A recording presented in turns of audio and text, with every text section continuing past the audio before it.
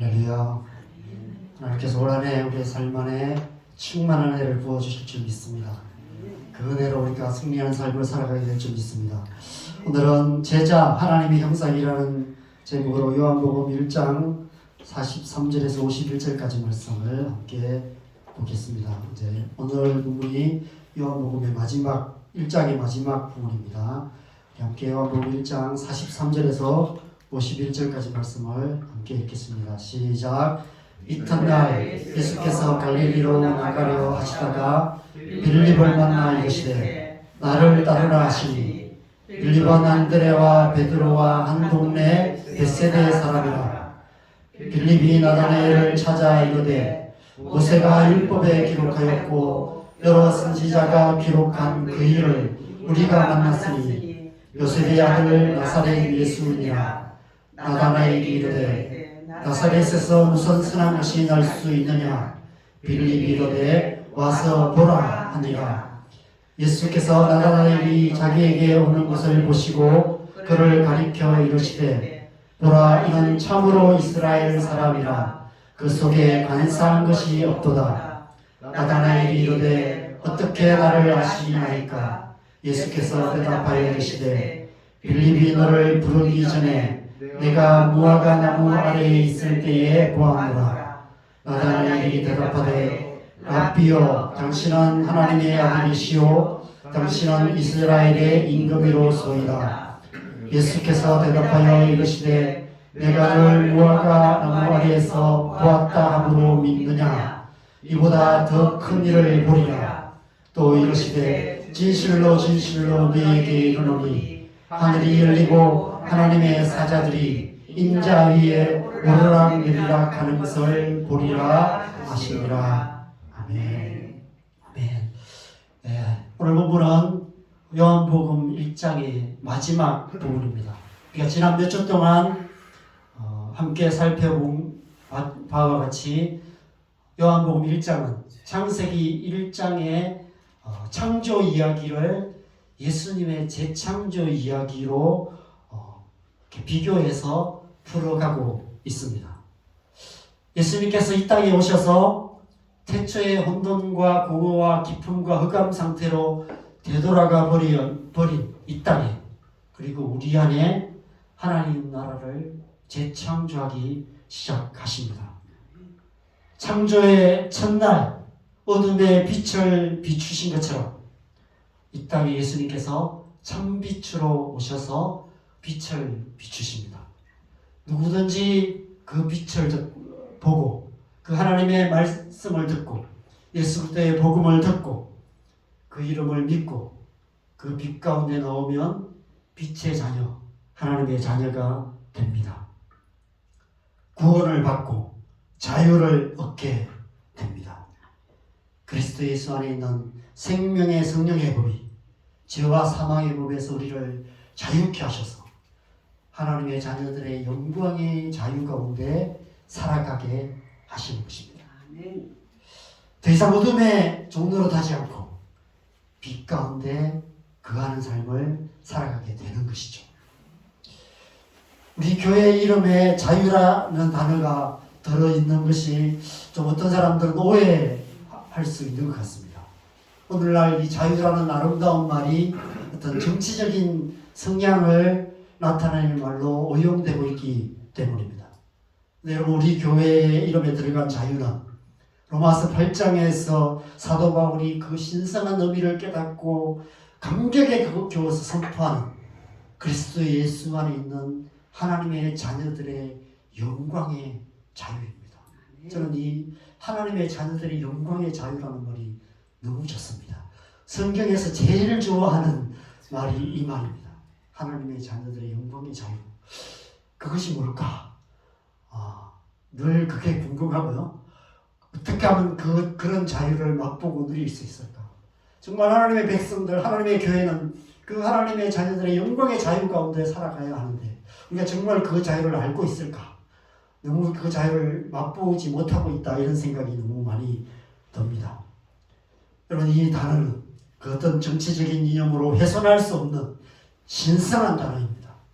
이 단어의 신성한 의미를 훼손하지 않고 왜곡하지 않고 잘 지켜가는 것이 저는 교회의 사명이라고 믿습니다. 이튿날, 둘째 날은 깊은 물속에 잠겨있는 이 땅에 하나님의 재창조의 말씀이 선포되기 시작합니다. 예수님께서 성령으로 세례를 베푸시는 이로 이 땅 가운데 오셔서 성령을 부어 주십니다. 이 땅의 죄악의 바다에서 육신의 욕망의 파도에 휩쓸려서 멸망으로 향할 수밖에 없는 우리 영혼을 건지셔서 하늘의 바다, 성령의 바다, 성령의 은혜 안에 거하게 하시는 것입니다. 그것이 성령의 세례입니다. 성령의 세례를 받게 되면 우리의 영혼이 성령의 은혜 안에 거하게 되는 것입니다. 우리가 찬양하는 것처럼 모든 것이 은혜인 것이죠. 이 세상이나 세상에 있는 것들을 사랑하여서 육신의 정욕, 안목의 정욕, 이생의 자랑을 따라 살아가던 우리가 오직 성령의 은혜를 힘입게 될 때 하나님을 사랑하게 되고 하나님의 뜻을 행하는 삶을 살아갈 수 있게 되는 것입니다. 성령으로 살며 성령으로 행하는 성령의 사람이 되는 것이죠. 이 모든 것이 하나님은 하나님의 은혜인 것입니다. 여러분, 그리스도인의 삶은 은혜로 살아가는 거예요. 우리가 은혜로 살아갈 때 하나님의 자녀들의 영광의 자유가 무엇인지를 알게 될 것입니다. 그런 삶을 살아갈 수 있게 되는 것입니다. 또 이튿날은 셋째 날입니다. 여러분, 셋째 날 어떤 일이 일어났습니까? 공허한 이 땅에 하나님의 어린 양이 나타나셔서 하나님의 어린 양이 이 땅을 거니시기 시작하십니다. 태초에 에덴 동산을 그리셨던 하나님께서 하나님의 어린 양으로 이 땅에 오셔서 이 땅을 그리시기 시작하셨어요. 광야 같은 땅, 공허한 땅, 풀 한 폭이 없는 메마른 이 땅에 하나님의 어린 양이 오셔서 이 땅을 그리시기 시작합니다. 하나님의 생명으로 충만한 새 에덴 동산이 되기 시작한 것이죠. 어떻게 그런 일이 일어나게 되었습니까? 하나님의 어린 양이 우리의 죄를 대신하여 대속의 제물이 되심으로 그를 믿는 모든 자들이 죄 사함을 받아 하나님의 어린 양들이 되는 것입니다. 바로 저와 여러분이죠.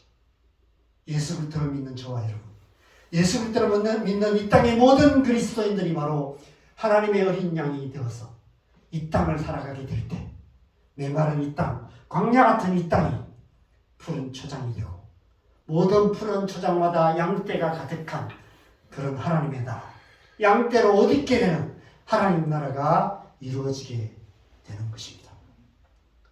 바로 교회가 탄생하는 것입니다. 공동체가 이루어지는 거예요.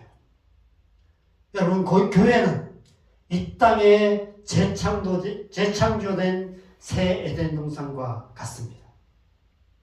그래서 교회가 중요한 거예요. 교회를 통해서 공허한 이 땅에 하나님의 나라가 충만하게 되는 것입니다.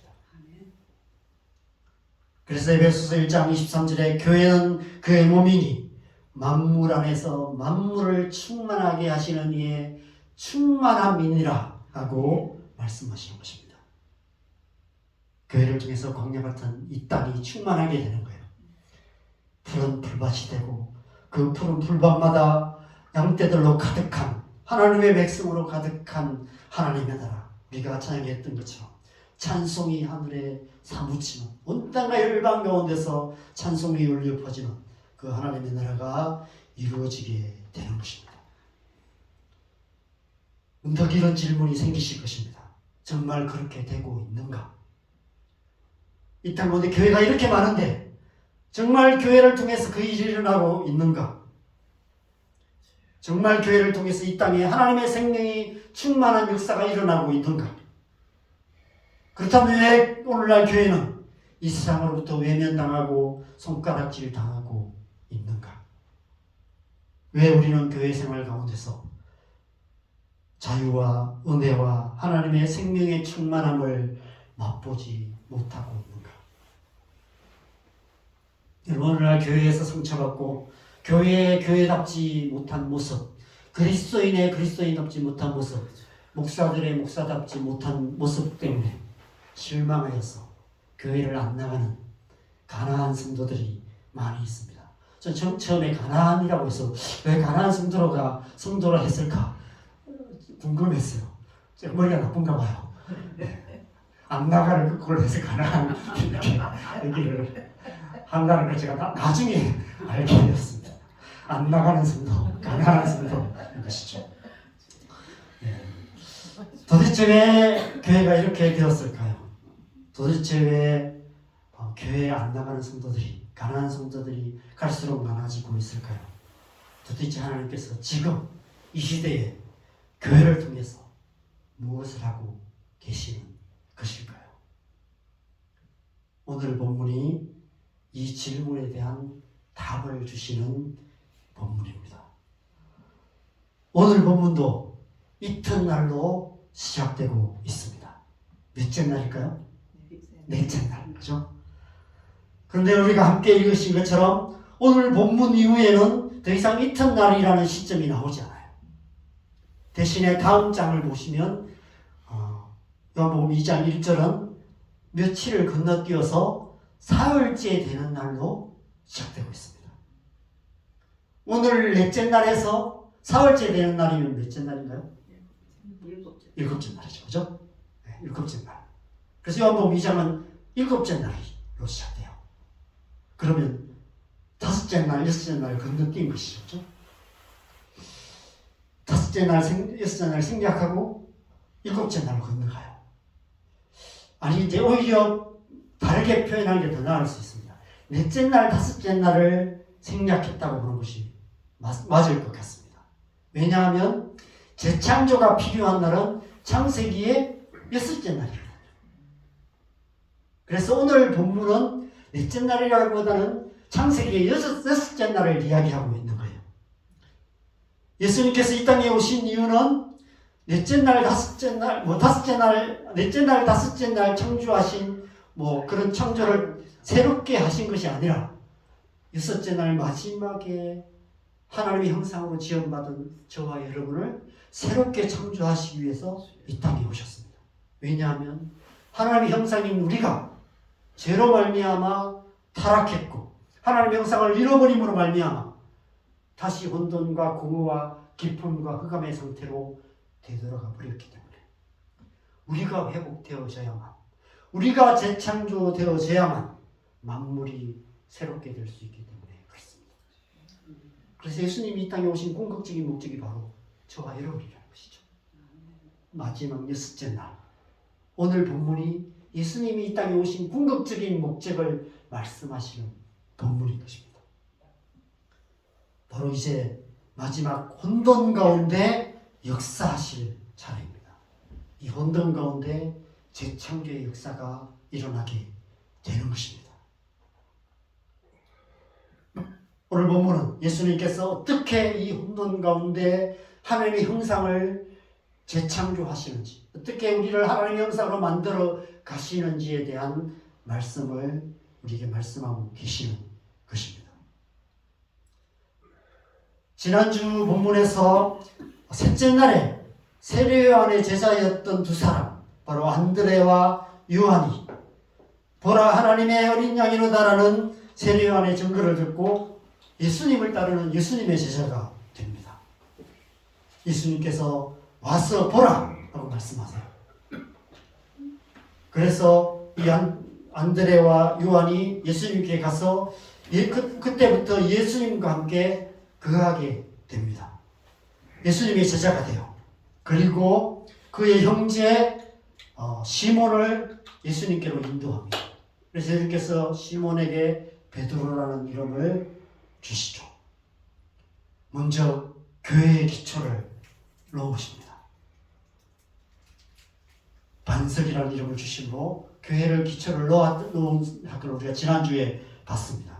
그런데 오늘 본문은 이튿날 예수님께서 먼저 이제 제자들을 부르십니다. 빌립을 만나셔서 나를 따르라 라고 말씀하세요. 그 교회로 제자들을 모으시는 일을 하십니다. 그리고 빌립이 나다나엘을 찾아가서 예수님을 증거합니다. 빌립이 이렇게 말해요. 나사렛에서 무슨 선한 것이 날 수 있느냐. 이런 회의적인 반응을 보이는 나다나엘에게 빌립이 예수님께서 하신 말씀과 똑같은 말을 해요. 와서 보라. 그러자 그 다음 말씀에 보면 예수님께서 나다나엘을 만나시자마자 이는 참으로 이스라엘 사람이라 그 속에 간사한 것이 없도다 라고 말씀하십니다.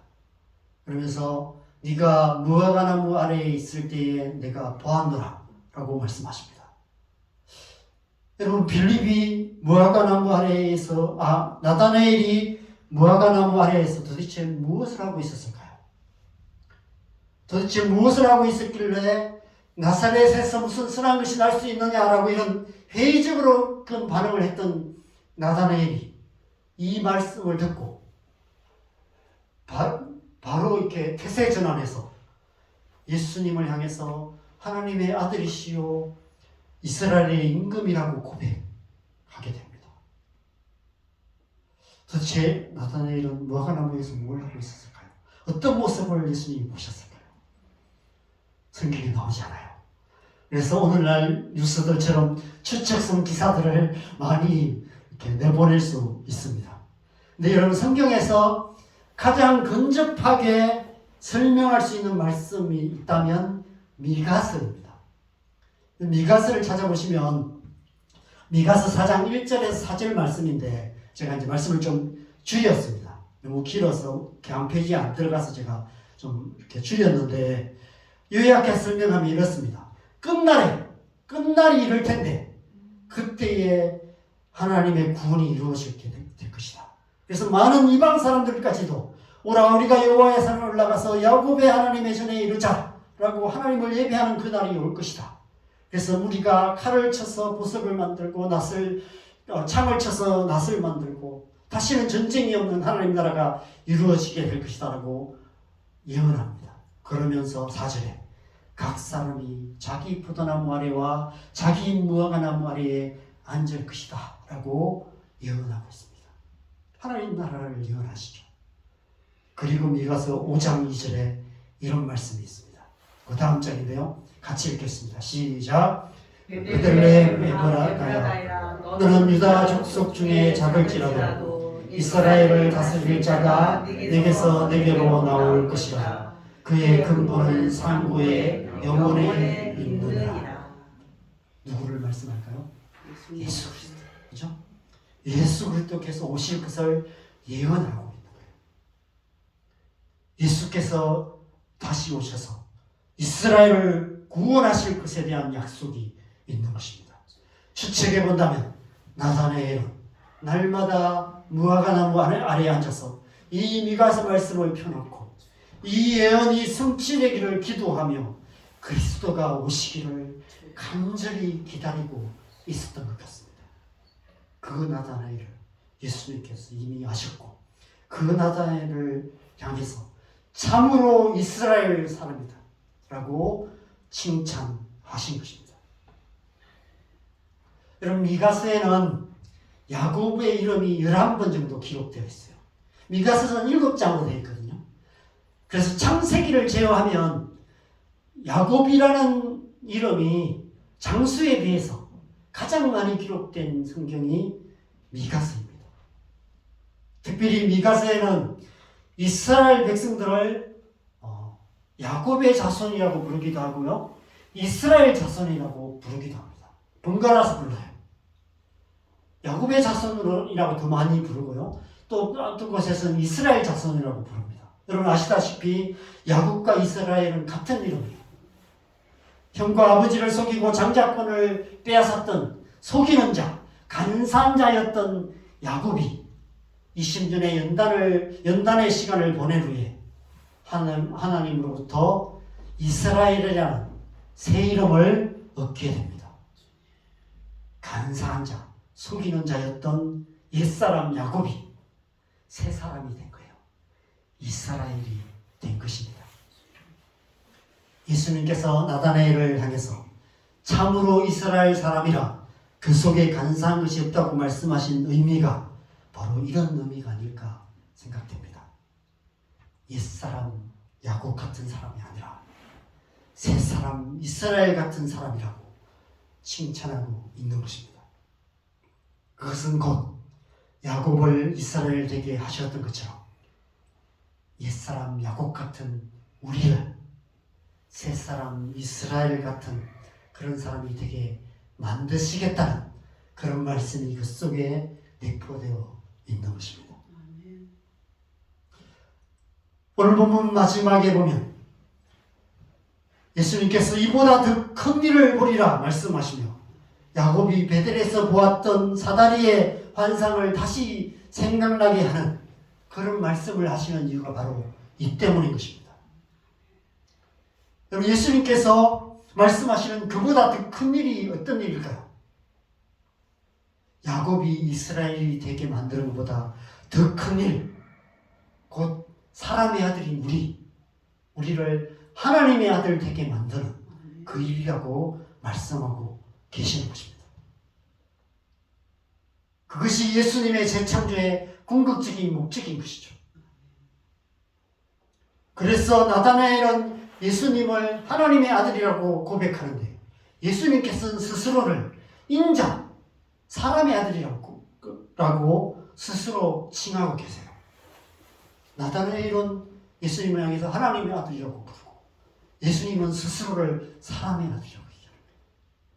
예수님께서 사람의 아들로 이 땅에 오셔서 사람의 아들인 저와 여러분 가운데 거하시며 저와 여러분을 사람의 아들인 저와 여러분을 하나님의 아들, 하나님의 딸이 되게 만드시는 것입니다.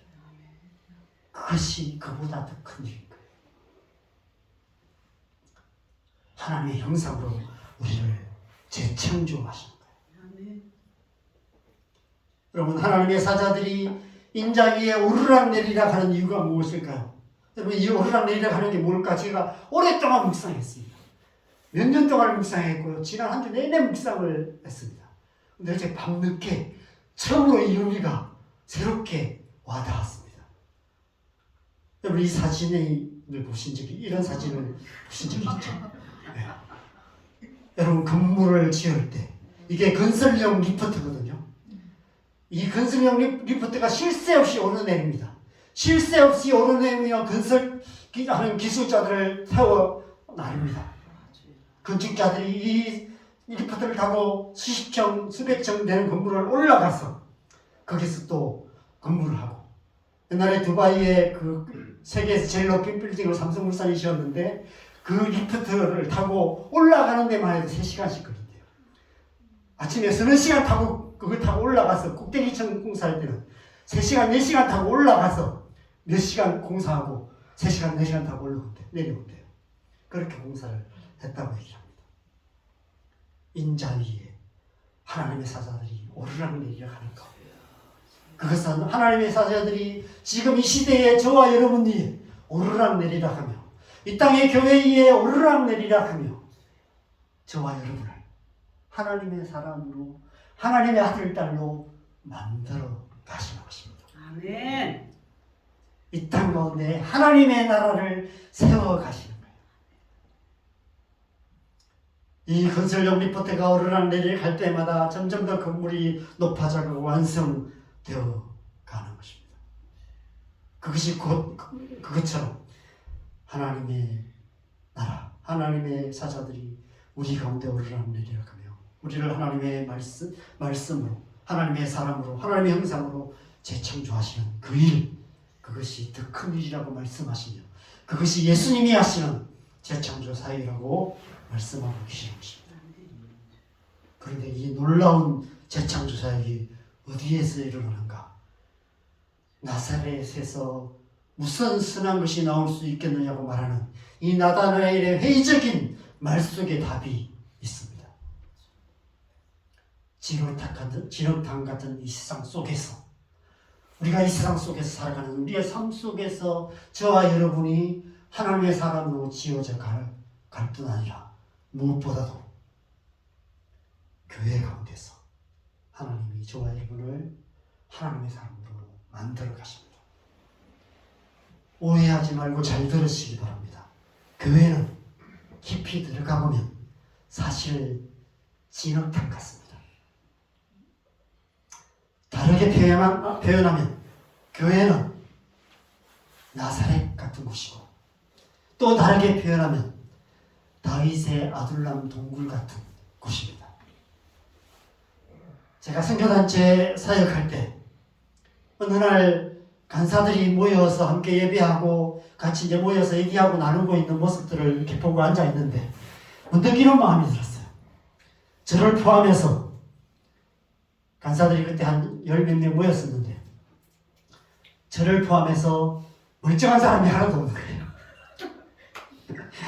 마치 다윗의 아둘람 동굴에 모여있는 환난당한 자, 빚진 자, 마음이 원통한 자들만 모여있는 것 같았습니다. 환난당한 자, 빚진 자, 마음이 원통한 자들이 있는데 다윗만 없는 것 같았어요. 그래서 제가 이런 농담을 했습니다. 우리는 꼭 다윗만 없는 아둘람 동굴 같다고. 여러분, 교회가 그런 곳입니다. 아둘람 동굴 같은 곳입니다. 그런데 교회에는 다윗의 자손인 예수 그리스도께서 계세요. 아멘.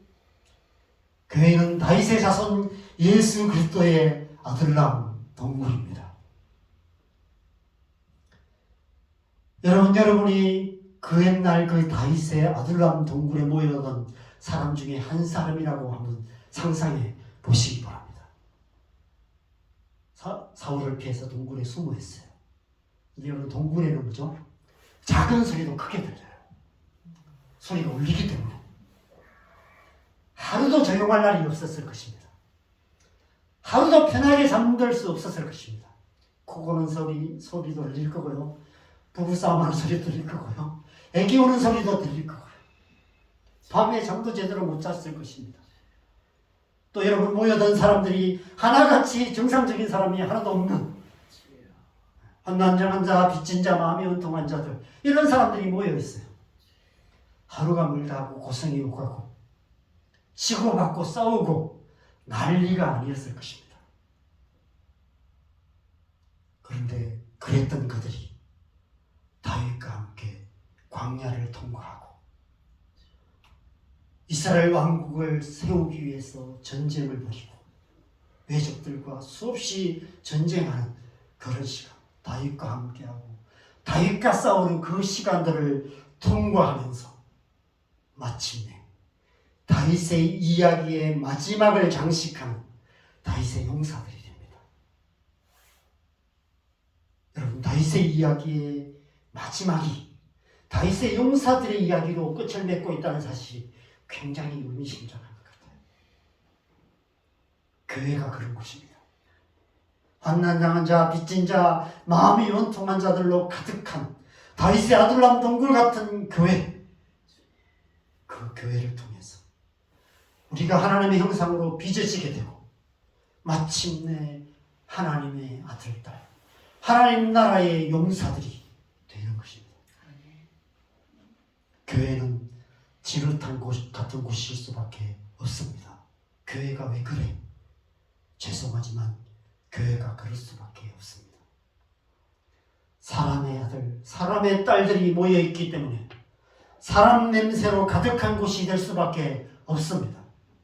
아무리 깨끗하게 씻고 향수를 뿌린다 하더라도 사람 냄새가 날 수밖에 없습니다. 교회에서 작은 소리로 한 말이 동굴에서 크게 울리는 것처럼 큰 소리로 울려 퍼져서 교회 전체를 시끄럽게 만들기도 합니다. 그냥 몇 사람에게 한 얘기가 순식간에 교회 전체에 퍼져서 온 교회가 다 알게 돼요. 그런 일들이 일어납니다.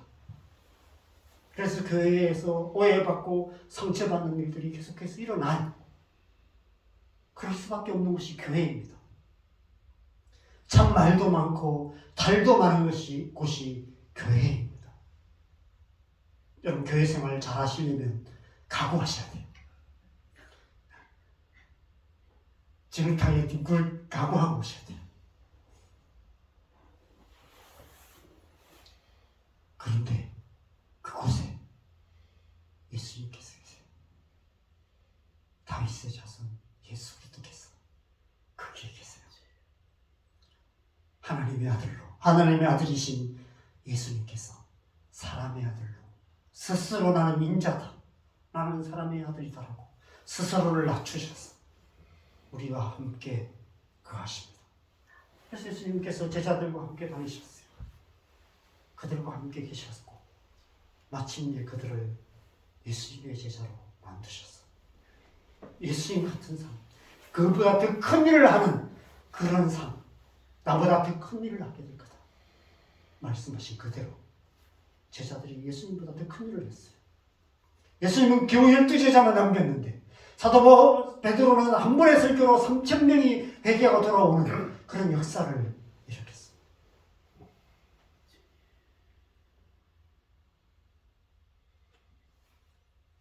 예수님께서 교회 안에 계시기 때문에 교회 안에서, 교회를 통해서 사람의 아들인 우리가 하나님의 형상으로 만들어지고, 그래서 우리 또한 예수님을 닮은 하나님의 아들, 딸이 될 수 있는 것입니다.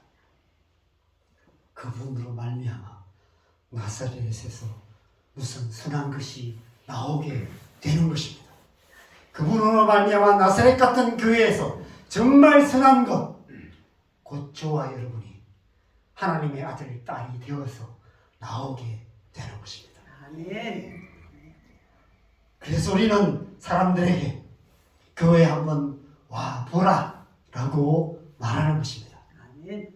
교회에 한번 와본 사람들이 사람의 아들로 함께 계시는 하나님의 아들 예수님을 만나게 될 때 그들 또한 그리스도의 형상으로 변화되어 하나님의 아들, 딸이 되는 것입니다.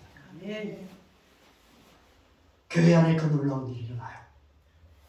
그 일들이 일어나기 때문에 시끄러운 거예요. 여러분, 공사 현장은 시끄러울 수밖에 없습니다. 건설용 리포트가 오르내리는 소리가 그렇게 좋은 소리가 아니에요. 공사장에서 울려 퍼지는 소리가 좋은 소리가 아닙니다. 다칠 수도 있고요. 여러 가지 먼지를 뒤집어 쓸 수도 있습니다.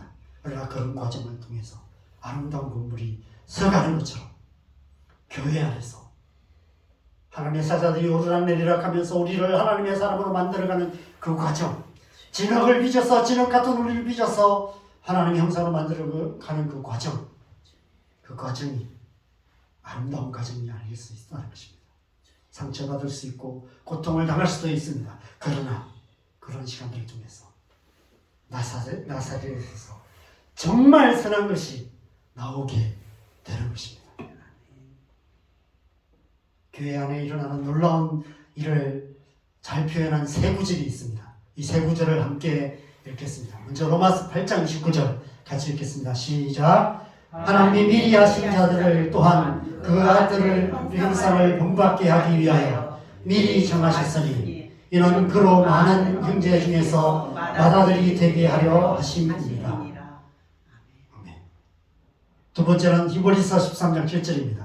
같이 읽겠습니다. 하나님의 말씀을 너희에게 일러주고 너희를 인도하는 자들을 생각하며 그들의 행실의 결말을 주의하여 보고 그들의 믿음을 본받으라. 세 번째는 요한서 3서 1장 11절입니다. 같이 읽겠습니다. 사랑하는 자여, 악한 것을 본받지 말고 선한 것을 본받으라. 선을 행하는 자는 하나님께 속하고 악을 행하는 자는 하나님을 배우지 못하였느니라. 여러분, 이 세 구절에 공통된 단어가 있습니다. 본받으라 라는 단어입니다.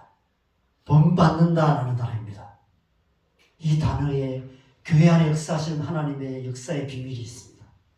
교회 안에서 우리는 예수 그리스도를 본받게 됩니다. 교회 안에서 우리는 하나님의 사람들의 믿음을 본받게 돼요. 교회 안에서 우리는 선한 행실을 하는 사람들의 선한 행위를 본받게 됩니다. 그 본을 통해서 우리는 하나님의 형상, 예수 그리스도의 형상으로 우리가 재창조되는 거예요. 교회는 본받는 곳입니다. 나쁜 곳은 본받지 말고 정말 교회 안에서 마땅히 본받아야 될 분이 누구인지, 정말 이분은 정말 믿음의 본이 이런 분이다. 그런 분이 있다면 그분 많이 만나시고 그분 찾아가시고 그분을 통해서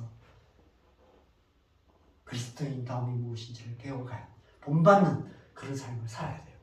무엇보다도 교회 안에 계시는 사람의 아들로 함께 계시는 하나님의 아들 예수 그리스도를 본받는 삶을 살아가야 하는 것입니다. 사람의 아들이 하나님의 아들이 되는 비밀이 바로 그것입니다. 마음을 새롭게 함으로 변화를 받아 하나님의 선하시고 기뻐하시고 온전하신 뜻을 분별하며 하나님의 아들로 하나님의 아들답게 살아갈 수 있는 삶의 비밀, 그것은 본받는 거예요. 교회 안에서 본받음을 통해서 하나님의 사람이 되는 것입니다. 그래서 예수님께서 교회를 세우셨고 교회로 제자들을 부르시는 거예요. 교회를 통해서 우리를 하나님 나라를 유업으로 받는 사람, 영원히 다스리는 하나님의 사람 되게 만들어 가시는 것입니다. 그래서 이튿날 곧 제창제의 6째 날에 하나님께서 역사를 시작합니다. 하나님의 아들이신 예수님께서 인자, 곧 사람의 아들로 오십니다.